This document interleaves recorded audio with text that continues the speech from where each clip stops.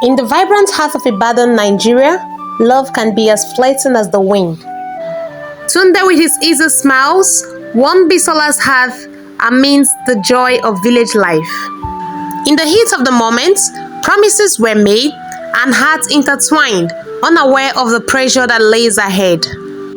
Bisola's heart shattered when, sooner than expected, she discovered she was pregnant. She hoped Tunde would stand by her. Tunde, initially shocked, regained his composure and promised Bisola that he would go to the city, strive and come back for her and their unborn baby. He waved her goodbye. Who would have thought that promises made in love would be forgotten when reality hits? Months passed and Bisola was allowed to suffer alone despite her condition. Grab your popcorns as we unveil my dignity for their fees. Please don't forget to share, subscribe and comment on my YouTube channel. Promises made in love are sometimes forgotten when reality hits. Oluwanifemi, Bisola's daughter, was born with the same birthmark as her mother. This would forever link her to her past. Bisola, being a single mother, faced not only her struggles, but the judgment of others. Despite the odds, Bisola's love for her daughter Nifemi was unwavering. She was determined to give her the best life she could afford. She knew that education was the key to Nifemi's success, but the price seemed insurmountable. Abandoned by love, burdened by judgment, Bisola's faith was tested every day. A few sympathetic villagers offered to help. With every sacrifice, Bisola got closer to the dreams she had made for her daughter Nifemi. Even in hardship, their bond forged and their love was unbreakable. Though a mother's love left no bound, a father's absence left an unhealed wound. Nifemi succeeded in her studies, though still missing her father greatly. Bisola tried her best to be everything her daughter needed: friend, mentor, mother, father. Despite the mockery from Nifemi's peers, Bisola's embrace provided her with comfort. Meanwhile, her questions about her father remained unanswered. On every Father's Day, the absence of her father remained a glaring reality. Bisola always tried her best to let her daughter know that her worth does not depend on the presence or absence of a father, rather on her strength and her determination. Fueled by her mother's words and courage, she grew into a determined young lady.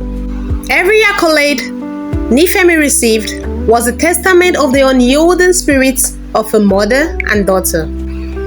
All her achievements regardless, the absence of her father still worried her.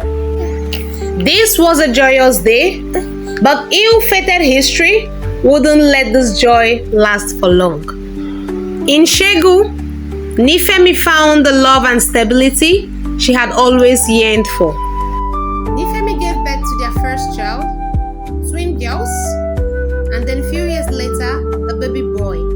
They were loved and cared for. Their home, filled with love and joy, and a promise of a brighter future. But life, in its unpredictability, can shatter dreams in an instant. Nifemi received a phone call. She grows pale.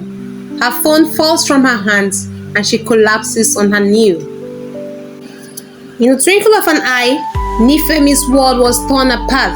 Her dreams shattered and her world collapses.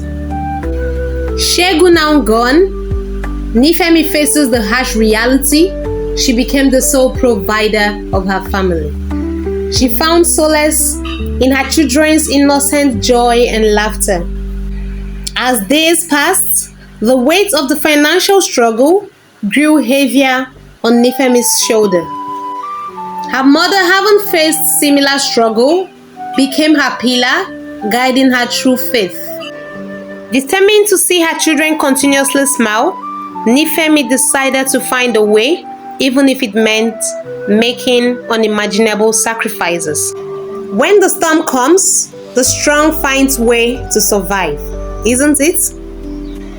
She jungles over multiple jobs, each more demanding than the other, just to make ends meet. Despite her exhaustion, her love for her children was a driving factor. The weight of financial pressure continued to press down on Nifemi, bringing more loss of faith than hope. Her mother would never give up on her as she continued to advise and encourage her. As days turned into months and years, desperation began to crawl in gently. One hot afternoon, staring at her goods with no customers, one Mr. Tunde walks into her shop and proposes to buy up all the goods and equally confesses his interest in her. She hesitated politely, declining his offer, but the seed of desperation had been planted already. She shared her encounter with her mother, who happened to double as her best friend as well. Her mother cautioned her, reminding her of the importance of dignity. With numerous unpaid bills and notices from school, her desperation grew stronger. Seated alone, she wrestled with her conscience, the weight of her children's future weighing heavily on her. Every passing day, Nifemi struggled to keep her dignity intact, even as the world around her wrestled against her. Chief Tunde's generosity came with strings attached, each gift reminding her of the price she is expected to pay. He invites her for a dinner so they could discuss more on how he could be of help to her. With every fear towards the unknown, her heart wrestled with fear and resolve.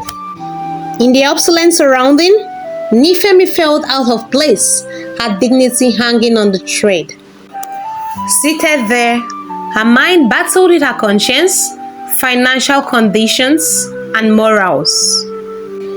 She went home and never failed to confide in her mother. She advised her like a child, relating her past mistakes to her as well.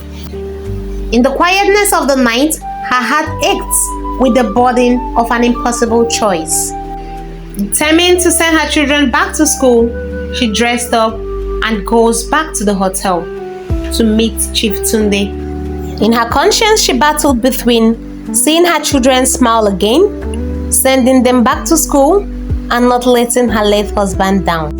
It was a difficult decision to take, but at this point, Nifemi had no choice. In the face of desperation, even the strongest can let go.